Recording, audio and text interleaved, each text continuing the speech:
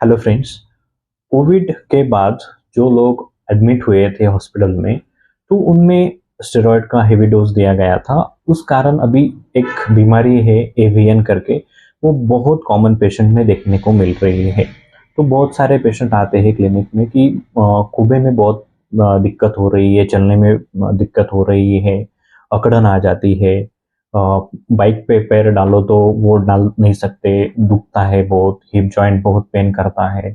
तो ये common symptom होते हैं इसमें। चलने में दिक्कत हो जाती है, पेशेंट अच्छे से चल नहीं सकता। अगर ठंड लगे तो वो सिम्टम्स बहुत ज़्यादा बढ़ने लगते हैं। तो आज हम उसी के बारे में बात करने वाले हैं कि एवीएन है क्या। तो डेफिनेटली एवीएन यानी कि अवैस्कुलर नेक्रोसिस। अवैस्कुलर यानी कि जो ब्लड वेसल होती है, यानी कि जो रक्तवाहिनी होती है जो हमारे बोन को जो सप्लाई कर रही है, तो वो किसी कारण यानी कि स्टेरॉयड के कारण जनरली डेफिनेटली जो कोविड में दिया था वो उस टाइम पे वो ब्लॉक हो जाती है।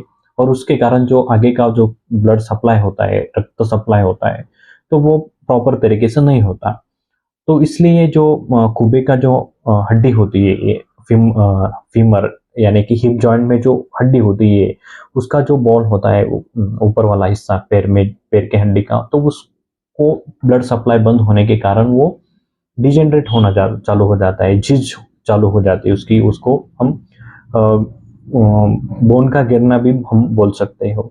और वो ऊपर वाला जो बॉल है वो डिजेनरेट होता है, झिझ होने चालू हो जाती है, और उससे बहुत ज़्यादा दर्द होने लगता है पेशेंट को।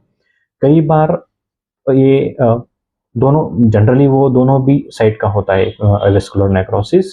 सिम्टम्स इनिशियली एक साइड में चालू हो जाते हैं। कई एक साइड में चलने को अगर चलते हैं तो एक साइड में बहुत दर्द हो जाता है। बाद में 2-3 महीने के बाद दोनों साइड में भी दर्द चालू हो जाता है। अभी एवीएन है, ये पहले भी कॉमन बीमारी थी।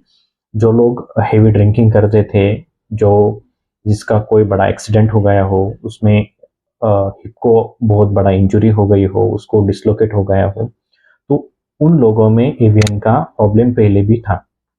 बहुत सारे लोग जो एचआईवी लोग के लिए ट्रीटमेंट ले रहे हो, बहुत सारे लोग जो केमोथेरेपी पे हो, तो उन लोगों में एवीएन का संभाव्यता देखी गई है। और बहुत सारे पेशेंट कॉमनली कोविड से पहले भी थे।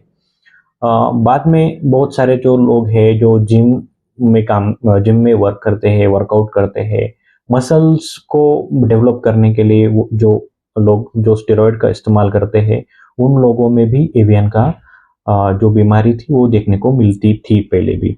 बाद में जो हॉस्पिटलाइज्ड हुए कोविड को लेके, उस दरमियान जो स्टेरॉयड का यूज़ हो गया, तो उसके कारण वो ब्लड वेसल ब्लॉक होगी और वो एवीएन का सिक्वली पोस्ट कोविड पेशेंट को देखने को मिलता। अभी ये एवीएन का जो लक्षण है वो हमने देखा कि चलने में दिक्कत हो रही होती है, स्टीफनेस बहुत ज़्यादा होता है। उसका अगर ट्रीटमेंट कैसे किया जाए, तो सबसे पहले जो होता है को ट्रीटमेंट जो उसका होता है वो कौन से स्टेज में आप है। अगर इनिशियल स्टेज में है, स्टेज ग्रेड ए बी में है, तो सर्जन आपको कोर डिकम्प्रेशन करके एक सर्जरी है वो एडवाइस करते हैं। उसके बाद अगर इससे भी नहीं होता तो टोटल हिप रिप्लेसमेंट करके एक सर्जरी है वो एडवाइस करते हैं। बहुत बार ऐसा हो जाता है कि पेशेंट का एज कुछ नहीं है, मतलब 30-40 है, 50 बिलो 50 है, तो इस इतने कम उम्र में इतने बड़े ऑपरेशन करने की कोई ज़रूरत है क्या? तो अगर बहुत ज़्यादा डिजेनरेशन है तो डेफिनेटली आप सर्जरी के लिए जाओ। पर लेकिन होम्योपैथी में बहुत अच्छे से इलाज एवीएन का होता है, क्योंकि कोविड काल से पहले भी होम्योपैथी बहुत सारे एवीएन के पेशेंट के लिए दी गई थी, और वो अच्छे से पेशेंट अभी उनका काम कर रहे हैं। होम्योपैथी डेफिनेटली कौन सी भी स्टेज हो उन पे काम करता है, क्योंकि जो वो बोन डिजेनरेशन हो जाता है उसको प्रॉपरली हीलिंग करने के लिए होम्योपैथिक मेडिसिन अच्छे से वहाँ पे काम करेगा। दूसरा जो है, जो अगर पेन होता है वहाँ पे अर्थराइटिस हो जाता है, जो सांधे में सूजन आने लगती है वो स्पाइक की वजह से, तो उसमें अगर पेन को रिलीव करना है डेफिनेटली वहीं पे भी होम्योपैथी अच्छे से काम करेगी। तो ओवरऑल जो है होम्योपैथिक से एवीएन को बहुत अच्छा सा रिजल्ट देखने को मिलता है। उससे कोविड से पहले भी जो केसेस थे उनमें उनमें भी बहुत अच्छा सा रिजल्ट था, और पोस्ट कोविड है उनमें भी वो अच्छा सा रिजल्ट देखने को मिलता है। साथ ही साथ डेफिनेटली आपको क्या करना है कि एक बात का ध्यान रखना है, अगर आपको आप कोविड को लेके एडमिट थे पहले, अब बाद में आपको थोड़ा सा हिप जॉइंट में पेन हो रहा है, तो आप डायरेक्टली एक्सरे उसका करवा लो। अगर प्राइमरी स्टेज में अगर वो रहेगा तो आउटकम्स अच्छे से निकलेंगे।